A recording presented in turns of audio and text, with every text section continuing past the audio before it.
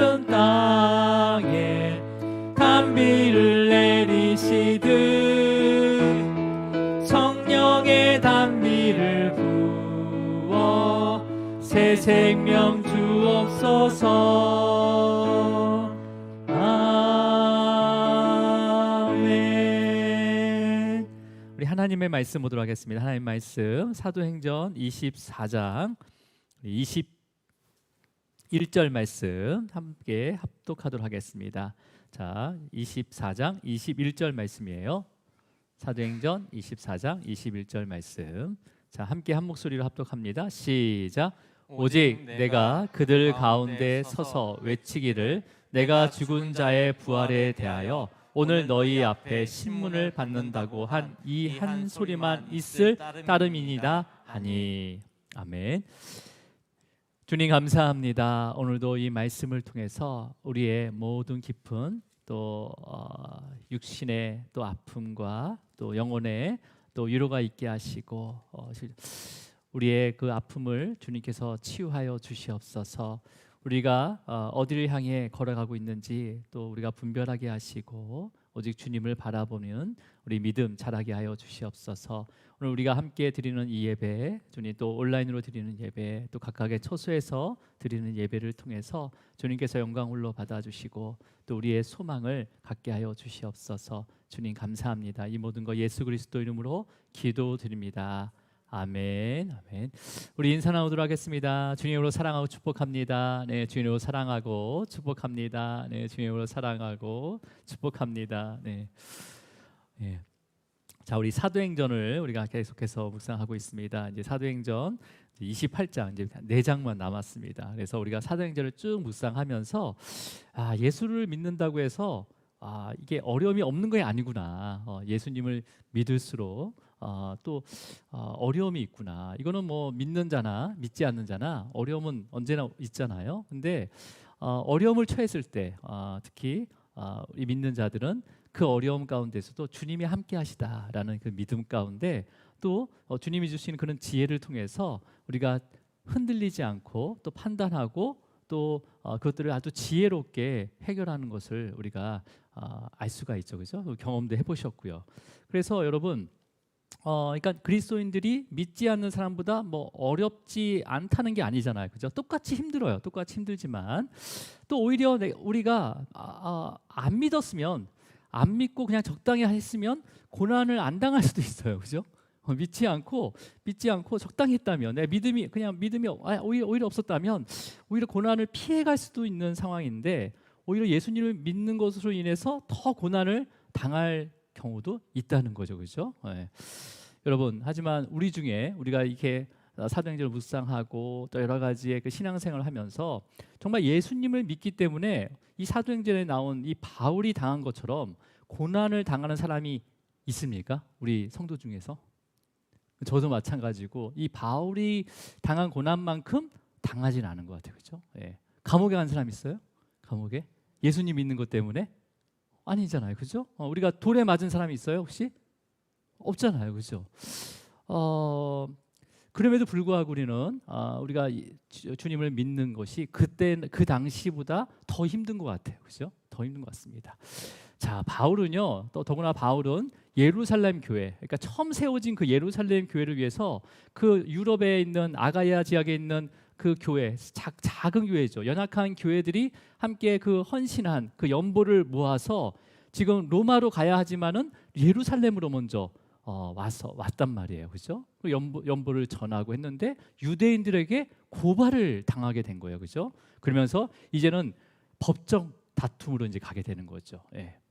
자, 근데 이러한 어려움 가운데 바울이 견딜 수 있었던 것은 어떤 것일까요? 그러니까 바울이 그러한 어려운 상황, 그러니까 우리가 상상할 수 없는 많은 어려움을 겪었잖아요, 그죠? 돌에 맞아 죽기도 하고, 그 다음에 진짜 죽었다가 다시 살아나고, 그 다음에 또 혼자 외롭게 떨어져 있기도 하고, 그 다음에 감옥에 깊은 감옥을 한두 번도 아니고 몇 번씩이나 이렇게 갇히게 됩니다.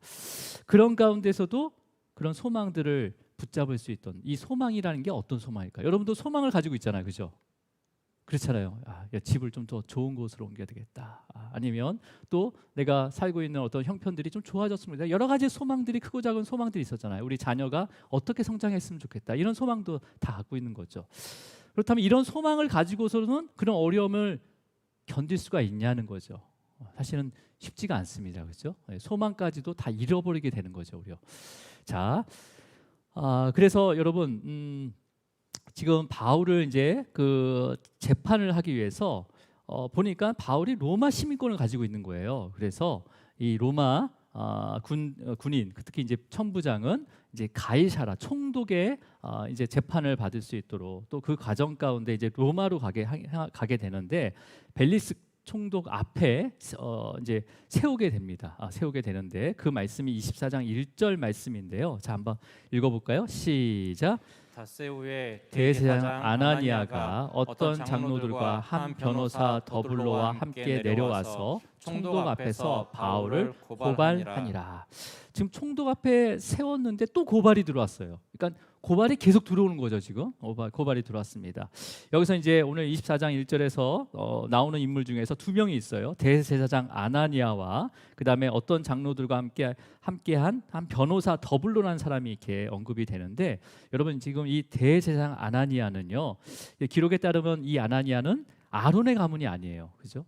대제사장은 아론의 가문이어야 되는데 이 아나니아는 아론의 가문이 아닙니다. 역사서를 보면요, 자신이 대제사장이 되기 위해서 이 전임 대제사장을 음모와 계략에 빠뜨려서 죽여서 자기 대제사장이 된 인물이 바로 아나니아예요. 아나니아. 자, 그러니까 여러분, 로마 제국이 이스라엘의 자치권을 인정을 했단 말이에요. 그래서 종교의 자유도 줬습니다. 그렇기 때문에 이스라엘 안에서는요, 거의 뭐예요? 왕 같은 권위를 가진 자가 바로 대제사장이었어요. 왕 같은 권위를. 그러니까 여러분, 그 권위에 대해서 이때까지 한 명도 대항한 사람이 없었거든요. 근데 처음으로 그 대제사장직에 대해서, 또 그러한 역할에 대해서 이의를 제기하고 대항한 자가 누구였습니까? 바로 예수님이었잖아요. 예수님. 그러니까 예수님께서 대항한 것보다는, 그 대제사장직에 대항한 것보다는 오히려 그 대제사장을 세운 목적대로 회복시키려고 했을 거예요. 아마 예수님께서는요. 그죠? 하지만 만약에 이런 것들이 회복이 된다면 종교 지도자들이 기존에 갖고 있었던 모든 기득권들을 다 내려놔야 되는 상황이었거든요. 그렇기 때문에 예수님을 어떻게 뒤집어 씌웁니까? 하나님의 저주를 받아 죽었다는 이러한 이렇게 덮어 씌운 거죠. 그래서 십자가에, 나무에 매달려 죽게 만듭니다. 그게 십자가의 죽음이잖아요. 근데 여러분, 그런데 십자가에서 분명히 죽었는데, 다 확인했어요. 병사들도 다 확인했어요. 근데 부활을 했단 말이에요. 근데 이 부활의 목격자가 있어요. 여인들과 다수의 제자들이 목격을 했어요. 그래서 이 부활을 목격한 증인들도 있고, 이 부활을 믿는 사람들이 한두 명씩 모이기 시작한 거죠. 그죠? 모여서 뭐가 생겼습니까? 교회가 생긴 거예요. 교회가. 예수 그리스도의 부활을 믿는 자들이 그러니까 모임이, 그 부활을 언제 했습니까? 주일날 했잖아요. 이 주일날 예수님이 부활한 그 믿는 자들, 부활을 믿는 자들이 주일에 모여서 예배를 드렸단 말이에요. 그게 교회가 되는 거예요. 교회가. 그러니까 우리가 그리스도를 믿는 것은 육신의 옷을 입고 오신 그 예수님을 믿는 것이 아니라 부활을 믿는 거예요. 부활을. 그죠? 이것을 우리가 믿는다라고 할 때 우리가 그냥 전체적인 범주에서 정확히 뭘 믿느냐는 거죠. 우리가 뭘 믿느냐는 거죠. 바로 부활한 주님을 믿는 거예요. 주님을. 그 믿는 자들이 주일에 모이는 거죠. 이날 부활하셨으니까. 그래서 함께 예배를 드리는 이 교회의 시작이잖아요. 그래서 부활한 예수님을 믿는 자들이 모인 교회가 예루살렘에 처음 생기고, 그죠? 그곳에 또 성령께서 역사하셨단 말이에요. 그래서 그 믿음이 더 더하여진 거죠. 그런데 여러분, 이러한 교회가 아시아와 유럽에도 생기게 됐어요. 이런 교회가. 근데 그 중심은 성령님께서 분명히 역사하신 거지만 이 바울이라는 자를 도구로 사용하신 거죠. 그러니까 바울이 이 유대인 지도자들, 그러니까 종교 지도자들한테 얼마나 눈에 가시였겠어요.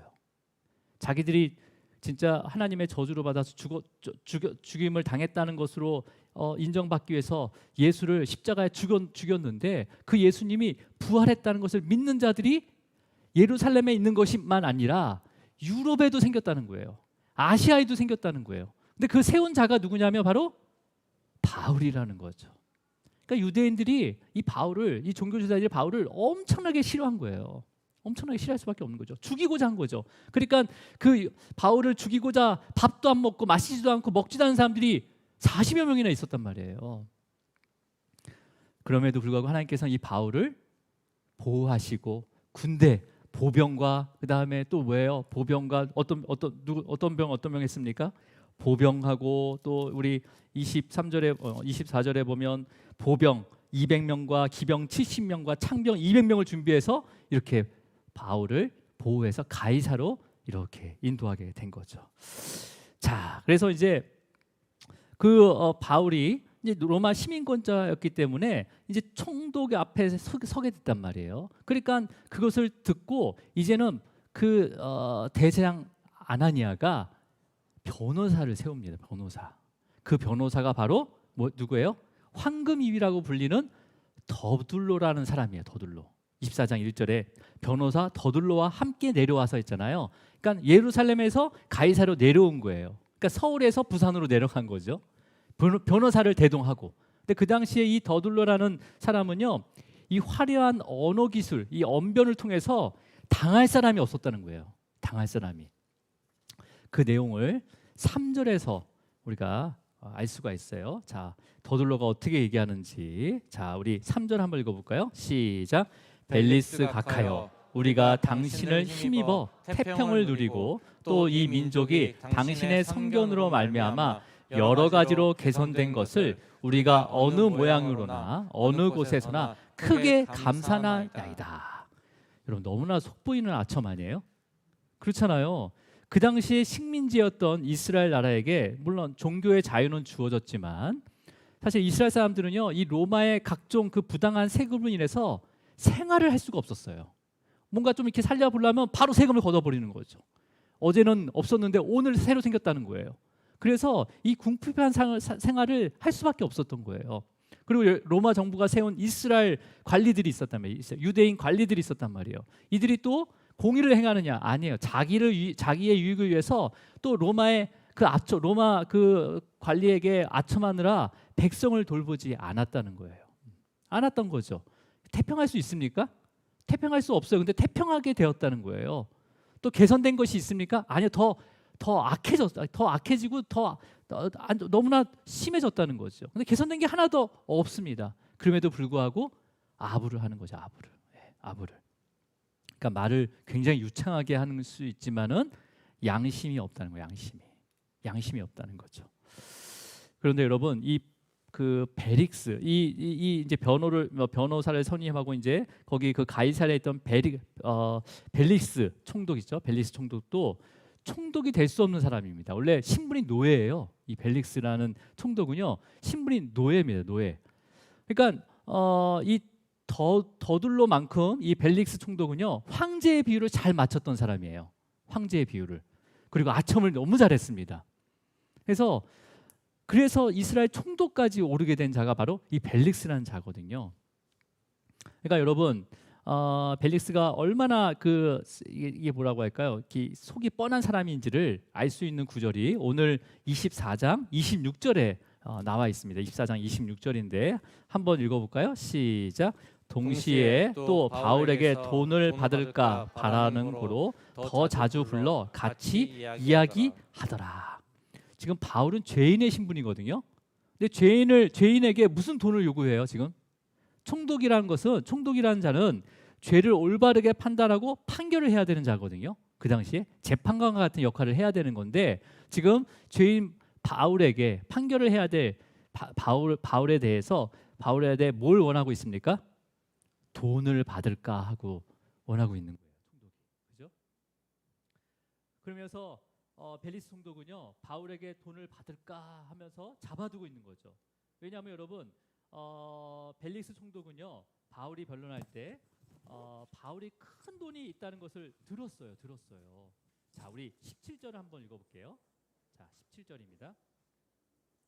네. 자, 한번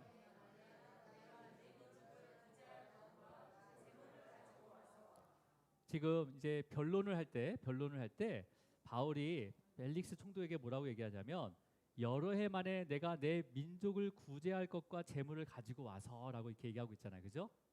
여러분, 그러니까 구체적으로 금액을 밝히지 않았어요. 바울이 얼마를 가지고 예루살렘에 들어왔다라는 금액은 밝히지 않았지만 여러 해 만에 내 민족을 구제할 것과 재물을 가지고 왔다는 것은 여기서 이제 하나의 조그만 단체를 구제하는 게 아니라 내 민족과 그 다음에 내 민족을 구제할 것과 재물을 가져왔다고 했어요. 그것도 여러 해 만에.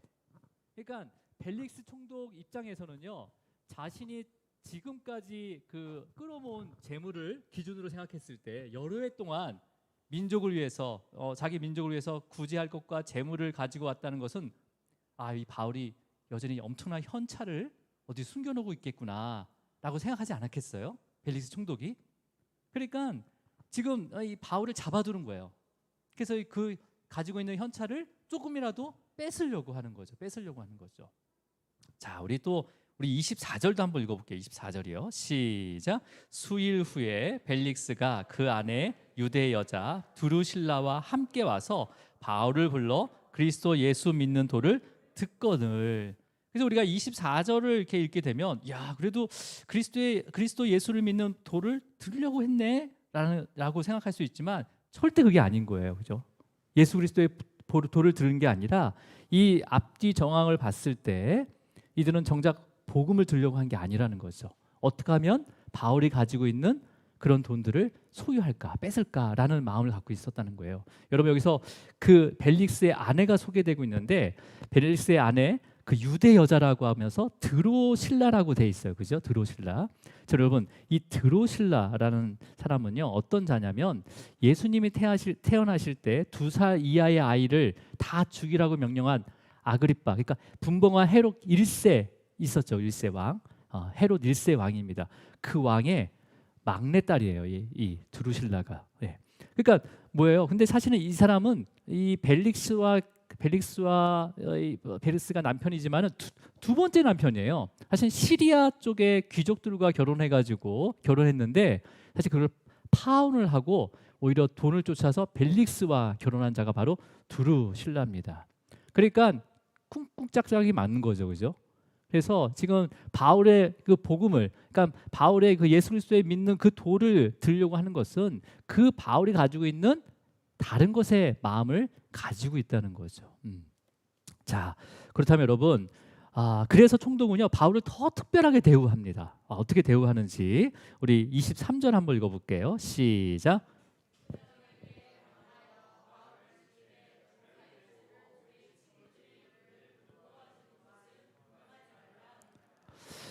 그러니까 지금 이제 뭐예요? 지금 그 죄인의 신분인데 벨릭스와 그 아내가 바울이 현찰이 되게 많을 거야라고 생각을 하면서 바울을 극진하게 대우하고 있는 거예요. 이것도 하나님의 은혜입니다, 여러분.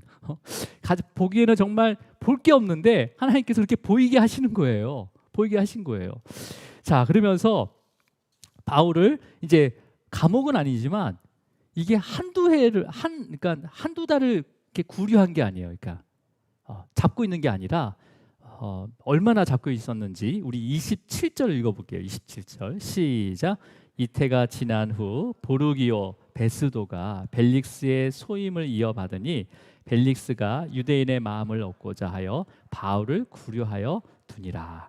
이번에 이제 돈은 이제 포기하고 이제는 유대인의 마음을 얻기 위해서 바울을 몇 년 동안, 이태니까 2년 동안 붙잡고 있었던 거예요. 그러니까 여러분, 물론 이제 바울이 이 가이사랴에서 2년 동안 어떤 삶을 살았는지 기록이 없습니다. 사실은요, 기록이 전혀 없어요. 하지만 우리가 추측할 수 있는 것은 로마로 가기 전에 자신의 어떤 그 전도의 여정과 함께 또 교회를 세워가는 그 성령님의 역사함에 대해서 또 자기가 가지고 있던 그 모든 생각들을 하나하나 정리하는 시기가 아니었냐라고 신학자들은 얘기를 하고 있거든요. 자, 그렇다면 저는 여기서 바울이 그 2년 동안 정말 나는 어떻게 했습니까? 나는 로마를 보아야 하겠다라는 소망을 가지고 출발했잖아요. 그잖아요. 유럽에서. 그래서 예루살렘에 들어가서 그 명절날 들어가서 예루살렘 그 연보를 전달하고 내가 로마도 바로 가야 되겠다 하는 마음 가운데 있었는데 지금 법정 다툼에 막 휩싸이면서 뭐 몇 개월도 아니고 2년 동안 그곳에 잡혀 있었던 거예요. 그러니까 여러분 이런 시간들을 어떻게 견딜 수 있었을까요? 어떤 소망을 가지고 있었기 때문에 그 시간을 견뎌낼 수 있었을까? 단순히 그냥 로마에 가야겠다는 소망을 가지고 있어서 견딜 수 있는 것도 아니고 또 내 사명은 이방인들에게 복음을 전하는 사명이다라고 해서 견딜 수가 있는 게 아니라는 거예요. 이거는요. 그렇잖아요. 여러분 뭘 내가 어떤 소망을 갖고 있다가 뭐 조금이라도 안 되고 지체가 되면 그 소망이 끝까지 나의 그런 것들을 지킬 수 있습니까? 지킬 수가 없어요. 예. 분명히 나는 이게 될 거라고 생각했는데 안 되는 거죠. 1년 동안 그렇게 고생했는데 안 되는 거예요. 그럼 어떻게 해요? 소망이 더 생겨요? 될 거야. 더 생겨. 안 생겨요. 소망이 안 생겨요. 예. 어떤 소망을 가지고 있었을까요? 우리가 알 수 있는 것은 오늘 24장에서 바울이 자기를 변론을 해요. 변론. 벨릭스 총독 앞에서 변론하는데 주로 어떤 내용을 변론하는지 알 수가 있습니다. 자, 우리 24장 오늘 본문 말씀 24장 21절 말씀이에요. 시작.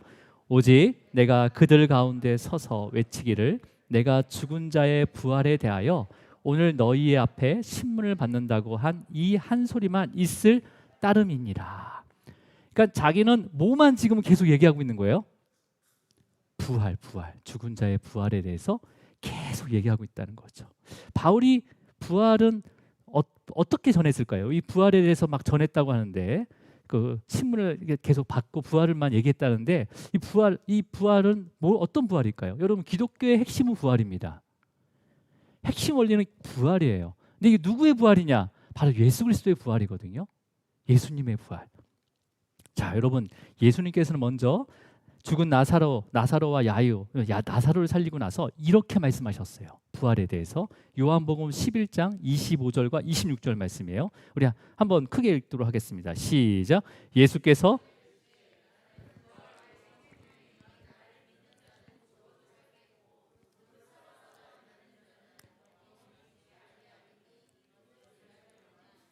내가 믿느냐? 뭘 믿냐는 거 물어봅니까? 나를 무릇 살아서 지금 살아있더라도 나를 믿는 자는 영원히 죽지 아니할 거야. 이걸 믿느냐라는 거죠. 또 나는 예수님은 부활이라는 거예요. 생명이라는 거예요. 나를 믿는 자는 죽어도 살겠다는 거죠. 그 당시에 이것을 이해할 수 있었을까요? 죽어도 살겠다. 물론 나사로가 죽었다가 다시 살았어요. 그러면 주님이 생명이에요? 물론 죽은 자를 살리시는 그런 주권은 하나님에게 있죠. 근데 나사로가 영원히 살았습니까? 여러분, 물론 이 부활이 기독교의 핵심이지만 제가 이제 그래서 부활의 단어를 진짜 일반적으로 부활의 단어가 어떻게 검색이 되는지 제가 네이버에 딱 부활을 딱 쳤어요. 그랬더니 뭐가 탁 나온지 아십니까? 이승철의 부활이 나오더라고요. 근데 그 대표적인 곡이 네버엔딩 스토리예요. 네버엔딩 스토리가 어떤 의미냐면 끝나지 않는 이야기예요. 근데 내가 이렇게 제가 묵상해 보니까 그래, 부활은 끝나지 않는 이야기야. 영원한 거야, 맞아. 근데 실제로 여러분 이 부활이라는 단어는 일어나다라는 헬라어, 그러니까 아니스템이라는 단어에서 온 건데요. 바로 에게이를 사용합니다. 일으키다, 누군가에서 일으키다는 의미로 에게이라는 단어를 사용돼요.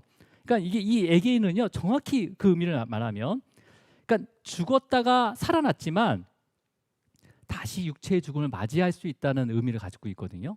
그러니까 뭐냐면 정확히 말하면 이 부활의 이 에게이라는 단어는 뭐냐면 그 소생이라는 거예요. 비록 지금은 다시 되살아났지만은 결국은 다시 죽게 된다는 거죠. 육신은요. 그죠?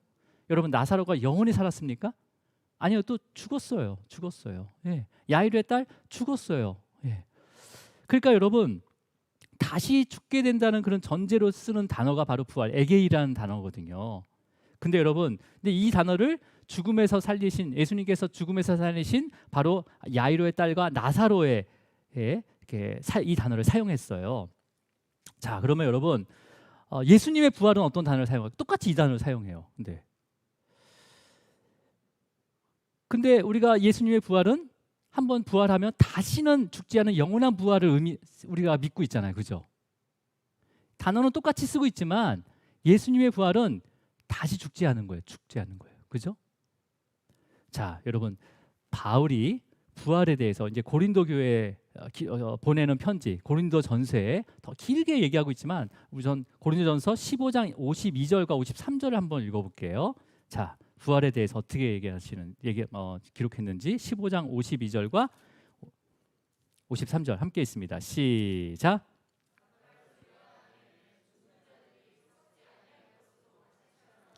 우리도 변화되리라. 이 썩은 것이 반드시 썩지 아니할 것을 잊겠고 죽지 아니함을 입으리로다. 예. 그러니까 영원한 부활을 얘기하는 거예요, 지금요. 사도 바울은 영원한 부활을 얘기하고 있는 거예요, 그죠? 여러분, 그러니까 여러분 이 영원한 부활에 대한 단어는 사실은 히브리어나 헬라어에 없어요. 그런 단어가 없어요. 그러면요, 이건 믿음으로 받아들이는 거예요. 부활은 믿음으로 받아들이는 거예요. 예. 자, 여러분, 제가 이제 이 부활을 설명할 때 우리의 지식으로 설명할 수 있는 것도 있습니다. 이 부활에 대해서. 왜냐하면 하나님께서는 이 우리의 자연의 질서에 따라서 이런 것들을 다 설명할 수 있도록 하나님께서 준비해 주셨거든요. 뭐냐면 여러분, 가장 쉬운 이해는 예전에 제가 한번 했는지 모르겠지만 엄마의 자궁 안에 있는 태아를 우리가 볼 수가 있어요. 여러분이 거듭나다는 것은 born again, 다시 태어난다는 거거든요. 그래서 누구예요? 누구죠? 니고데모가 그럼 내가 어머니의 자궁에 들어갔다가 다시 나와야 돼요? 이렇게 예수님한테 물어봤잖아요. 근데 사실은 거기 안에 답이 있거든요. 여러분, 여러분께서 엄마의 자궁 안에 있었을 때 기억납니까? 임권사님 기억나요? 안 나죠, 아니요. 최근에 태어난 우리 요셉이나 다니엘 기억나요? 안 나지. 심결이는 또 기억날까? 안 날 거야 아마. 예. 여러분, 근데 태아는요 탯줄을 통해서 영양 공급을 받잖아요, 그죠? 탯줄을 통해서 영양을 받으면서 그 안에서 웃기도 하고, 그 다음에 울기도 하고, 그 다음에 방구도 끼고, 그 다음에 발길질도 하고, 그 다음에 불편함 없는 모습을 자궁에서 몇 달 동안 살게 되는 거죠? 보통 10달을 살게 되잖아요, 그죠? 이 10달이라는 시간은요 태아의 입장에서는, 자궁 안에 있는 태아의 입장에서는 평생이라고 할 수가 있습니다. 자궁에서 이 10달의 시간은 태아의 입장에서는 평생인 거예요, 평생. 근데 여러분, 더 이상 자궁 안에서 살 수 없는 때가 딱 되잖아요, 그죠? 때가 돼요. 그러면 자궁에서 탯줄은 생명이에요, 그죠? 생명이에요. 근데 이 탯줄이 끊어지면 죽을 것이라고 생각하지만 탯줄이 끊어짐으로 인해서 자궁 안에서의 삶이 마무리가 됩니다. 끝나게 되는 거죠, 그죠? 그리고 그렇게 마무리가 되지만 지금 우리가 사는 세상으로 다시 나오게 되는 거잖아요. 다시 나오게 되는 거잖아요, 그죠? 나오게 됩니다. 그러니까 탯줄이 끊어질 때 생명이 끝난 것으로 생각하지만 이 밖으로 나오게 되면, 이 자궁 밖으로 나오게 되면 숨 쉬는 방법과 영양을 섭취하는 방법이 완전히 달라지는 거예요. 그러니까 태아의 지혜로는 전혀 상상할 수 없는 거잖아요, 그죠? 탯줄로 나왔다면 영양분을 다 받았단 말이에요. 근데 딱 탯줄을 끊고, 이건 죽음이었어요. 자궁 안에서는 죽음이었죠. 근데 그걸 탁 나오니까 탯줄로 숨 쉬는 게 아니라 새로운 방법, 상상할 수 없는 새로운 방법으로 숨을 쉬게 되는 거죠, 그죠? 맞습니까? 제가 뭐 어려운 얘기 하는 거 아니죠, 지금? 그죠? 완전히 달라지는 거예요. 그래서 형체도 자궁 안에서는 막 쭈글쭈글 막 그랬는데 다른 모습으로 계속 변화되는 거잖아요. 세상에 나와서 다른 모습으로, 그죠? 예. 물론 자궁 안에서도 불편함이 없이 살았던 삶이지만은 자궁밖의 세상, 이 세상은요, 그 삶의 범위가 자궁과 비교할 수가 없습니다. 초월한 공간이죠, 그냥.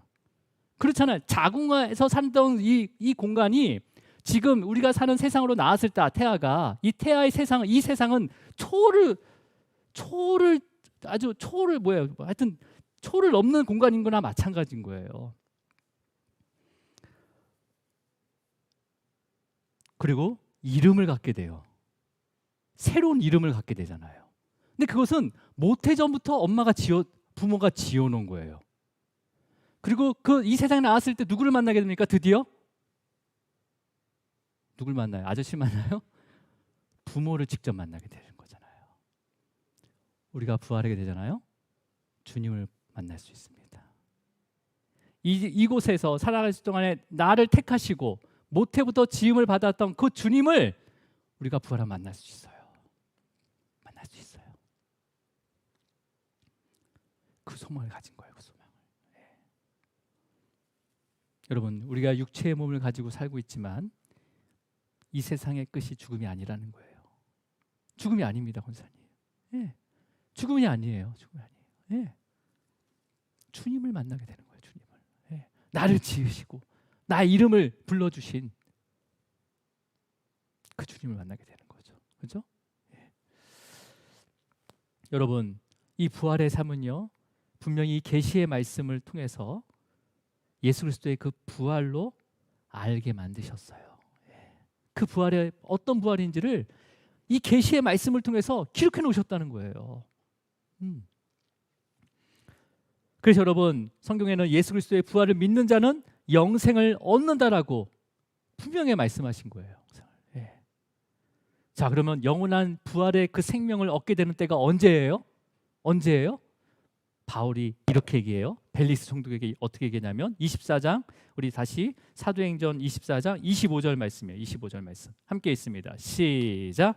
바울이 의와 절제와 장차 오는 심판을 강론하니 벨릭스가 두려워하여 대답하되 지금은 가라, 내가 틈이 있으면 너를 다시 부르리라 하고. 심판과 동시에 부활의 삶을 살 수가 있습니다. 그죠? 심판과 동시에. 그러니까 벨리스 총독은요, 바울이 이야기하는 그 의와 그 절제와는 거리가 먼 삶을 살고 있었기 때문에 부활을 생각할 수도 없어요. 생각할 수도 없었던 거죠. 그러니까 심판이 두려운 거예요. 그냥 심판. 여러분, 우리에게 심판이 옵니다라고 하면 여러분 두려워할 게 없다는 거예요. 왜? 부활의 삶을 살기 시작하게 되기 때문에. 그때부터 바로 부활의 삶이 시작되는 거예요. 그래서 우리가 심판에 대한 두려움을 가질 수 있습니까? 없습니까? 가질 수 없는 거예요. 우리 믿는 자에게는요. 주님의 부활을 믿는 자들은 그 심판을 두려워할 게 없다는 거죠. 근데 의와 절제를 얘기합니다. 바울이. 그 의는 뭡니까? 바로 칭의거든요. 칭의. 하나님과의 관계. 네. 그러면 내가 절제라는 게 어떠한 그런 어떤 도의 범위를 지키고 거기서 넘어가지 않는 것을 절제라고 하는 거거든요. 근데 그 도가 뭐라는 거냐? 세상의 도는요, 다 바뀝니다. 하지만 그리스도의 도는, 그리스도의 말씀은 바뀌지 않아요. 그래서 우리가 금요일 날 말씀의 달인줄이라는 제목을 우리가 함께 나눌 거잖아요. 바뀌지 않는 거예요. 다른 것이 다른 줄이 되면요, 우리는 그냥 무너지게 돼 있습니다. 자, 여러분, 그러니까 벨릭스는 두려워하기 시작한 거예요. 그 심판의 얘기를 들으니까 두려워하기 시작한 거예요. 사실 심판의 그 얘기를 들었을 때 두려워하면서 회개를 해야 되거든요. 돌이켜야 되거든요. 바로 하나님께서 초대하신 거예요. 복음으로 초대하신 거예요. 이 심판을 얘기한다는 것은 복음으로 초대하는 건데 그 초대를 거절하는 거죠. 거절하고 있잖아요. 지금 어떻게 거절하고 있습니까? 25절 읽어보세요. 다시 한번 읽겠습니다. 시작. 바울이 의의 절제와 장차 오는 심판을 강론하니 벨릭스가 두려워하여 대답하되 지금은 가라, 내가 틈이 있으면 다시 부르리라. 여러분, 이게 한 번만 얘기한 게 아니에요. 맨날 불렀다고 했잖아요. 자주 불렀다고 했잖아요. 부를 때마다 그 심판, 부활을 얘기하고 그 심판을 얘기하니까 그때마다 돌려보낸 거죠. 복음의 초대에 응하지 않는 거예요. 여러분, 이게 되게 중요합니다. 복음의 초대에 응해야 되는 거예요. 우리가 부족하지만, 우리가 정말 보잘것 없지만 그 복음의 초대에 응했을 때 성령님께서 유효하게 역사하시는 거예요. 우리 가운데. 그래서 부활의 소망을 갖게 하시는 거죠. 예. 여러분 그 초대를 누가 합니까? 바울이 벨릭스에게 초대한 것처럼 여러분도 그 한 영혼을 붙잡고 초대해야 되는 거예요. 그 영혼을 장차 하나님의 자녀가 될 그 영혼, 여러분께서 만나고 기도하고 그런 영혼들이 있을 거 아니에요. 있어요, 없어요? 있잖아요. 그 영혼들을 복음으로 초대해야 되는 거예요. 뭘 통해서? 이 부활의 소망을 통해서. 부활의 소망을 통해서. 자, 여러분, 하지만 우리가 육신의 몸을 입고 사는 동안은 우리의 몸과 우리의 마음과 영혼은요, 육신의 그 육체의 욕구에 눌릴 수밖에 없어요. 당연한 거예요. 육체의 옷을 입는 동안은 눌릴 수가 있다는 거예요. 또 내가 또 누리는 물질 언제 사라질지, 언제 없어질지 걱정이 되기도 해요. 또 지금은 내가 빛 가운데, 정말 빛 가운데 있지만 언제든지 어둠에 끌려갈 수 있다는 거예요. 그리고 우리가 육체가 건강하더라도 우리가 그 보는 육체가 건강하더라도 병에 걸리지 않을까 걱정해요, 안 해요? 걱정하잖아요. 제가 어제 백신 주사 맞았거든요. 기다리면서 막 그 검색을 하는데 백신 주사에 대한 증상들이 막 나오잖아요. 근데 두려워할 수 있다는 거예요. 얼마든지. 그리고 또 뭐예요? 또 자녀들에 대해서 어떻게 생각해요? 하나님이 주신 자녀예요. 그렇게 내가 고백하지만 이 자녀 어떻게 키우지? 내가 어떻게 감당하지? 예. 걱정되는 거죠. 앞으로 이 세상이 지금도 악한데 앞으로 악한 세상 어떻게 살아가고 있지? 주님과 같이 살면 되는 거예요. 주님을 만나게 해주면 되는 거예요, 여러분. 예. 그 자녀에게 부활의 소망을 주는 거죠. 우리 아이들에게 그렇게 해요. 가끔은 그래요. 엄마 아빠 죽으면 걱정하지 말아라. 다시 만날 수 있다. 아이들이 부모가 없을 때 두려워할 수 있잖아요. 지금부터 가르쳐야 되는 거예요. 복음으로 초대해야 되는 거죠. 야, 너는 하나님의 자녀야. 잠시 엄마 아빠한테 맡겨준 거지. 그럼 우리는 부활해서 다시 만나. 너 끝까지 주님을 바라봐야 돼. 복음으로 초대해. 복음으로 초대. 지금은 자녀들 그걸 이해할 수 없지만 때가 되면 하나님께서 알게 하세요. 계속 초대해야 되는 거죠. 예. 그래서 그 소망을 갖게 하는 거죠. 자, 여러분, 오늘 우리가 기도할 때 부활한 예수 그리스도를 묵상하시기 바랍니다. 예. 그 분명하게 주님께서 부활하셨습니다. 그 부활하신 주님이 오늘 이 자리에 함께 하시고 우리가 영원히 함께 하신다고 약속하셨어요. 예. 그럼 우리가 부활했을 때 그 주님을 보게 된다는 거죠. 얼마나 감사해요. 부활하면 볼 수가 있어요. 안 보는 게 아니에요. 진짜 나의 이름을 붙여주시고 나를 불러주셨던 그 주님이 나를 기다리고 있다는 거예요. 맞이하고 있다는 거죠. 태아가 나오는 때 그냥 손으로 안아서 그 부모의 품에 안기듯이 주님께서 우리를 안고 있다는 거죠. 물론 태아 있을 때도 그 자궁으로 우리가 감싸주고 있잖아요. 주님께서 우리를 감싸주고 있잖아요. 예. 혼자가 아니었다는 거죠, 우리가. 여러분, 이러한 믿음이 더 자랄 수 있도록 성령께서 역사하기를 축복합니다. 네. 그러니까 우리가 하나님의 자녀로서 육체의 죽음을 맞이하더라도 우리는 부활의 모습으로 영원한 생명을 누릴 수 있다는 것을 기억하시기 바랍니다. 예. 자, 그러면 여러분, 그럼 어떻게 해야 돼요? 우리가 어떻게 돼요? 말씀을 읽어야 돼요. 말씀을. 이 말씀에는요, 죄 없이 태어난 하나님의 아들이신 그 예수님이 어떻게 태어나시고 세상에 어떻게 오시고 어떻게 사셨고 또 제자들에게 무엇을 가르쳤고 그리고 죽은 자 가운데서 다시 살아나셔서 예수님의 그 부활의 소망을 가진 자들이 어떤 삶을 살아가고 교회를, 주님의 몸된 교회를 세워가야 되는지 자세하게 기록되어 있다는 거예요. 자세하게. 이러한 기록이 없어요. 다른 책은. 다른 곳은 기록이 다 안 돼 있어요. 오직 성경에만 기록이 돼 있어요, 여러분. 성경에만. 우리에게 남겨주셨다는 거죠. 믿음의 유산으로. 예. 이것을 안 읽는다는 거죠. 여러분, 이 말씀을 읽을 때 성령께서 역사하십니다. 믿는 모든 자, 이 말씀을 믿는 모든 자에게 하나님의 자녀됨의 그런 영광을 주셨고요.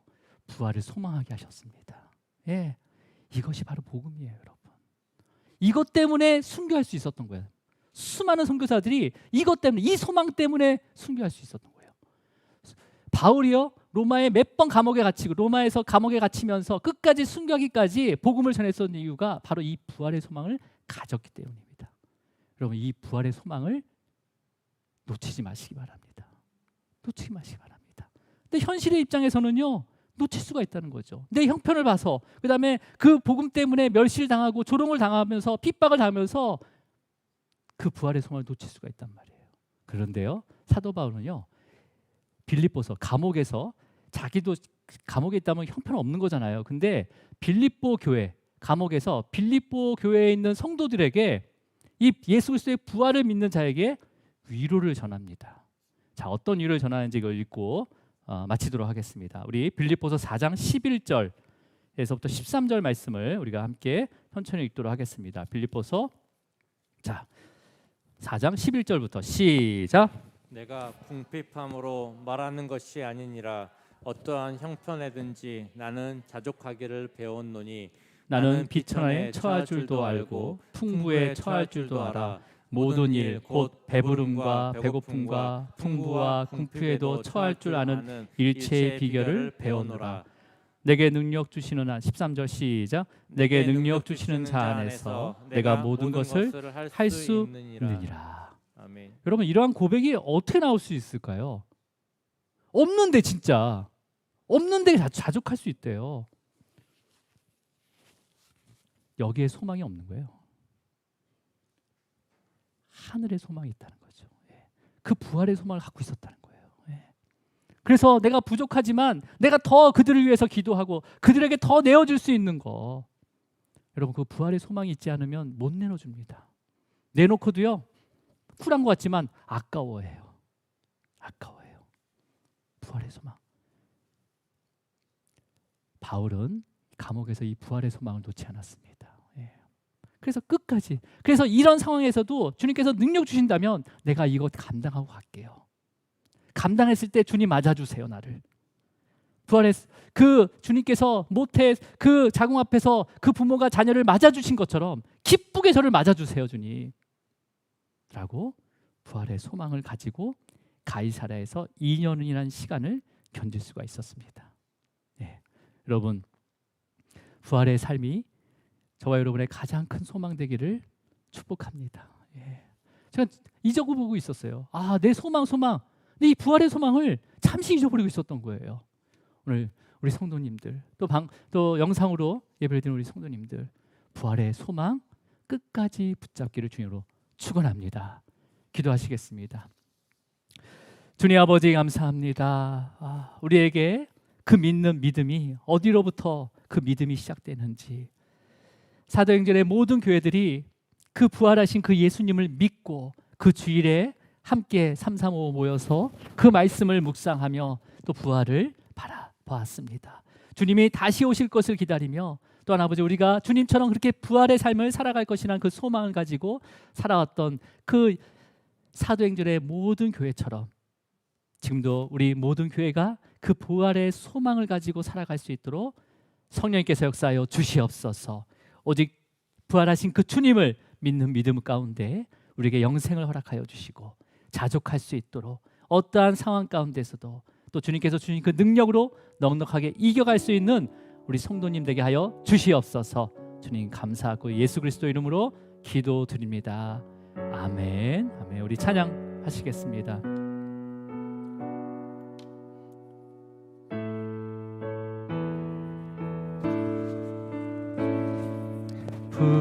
부활하신 구주 나 항상 섬기네. 온 세상 조롱해도 주 정령 사셨네. 그 은혜로운 손길 부드러운 서 주 예수 나와 함께